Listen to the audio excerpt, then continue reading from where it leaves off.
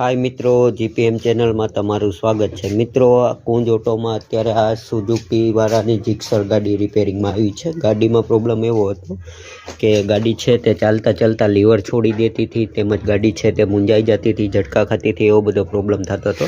एटले आपणे कूंज ऑटो में आ गाड़ी आवी एटले आपणे कार्बेटर ने खोलीने बधुं जोयुं तो आमां कार्बेटर में छे ते पाणी हतुं, तेमज कचरो पण हतो।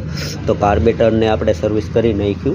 तो त्यार पछी कार्बेटर में आपणे जोयुं के पाणी हतुं तो कार्बेटर में पाणी क्या कारणे आवे के पेट्रोल टाँकीनी अंदर पाणी होय तो ज आवे, एटले आपणे पेट्रोल टाँकी पण छोड़ावी नाखी। तो मित्रों, आ एनी पेनलो छे टाँकीना।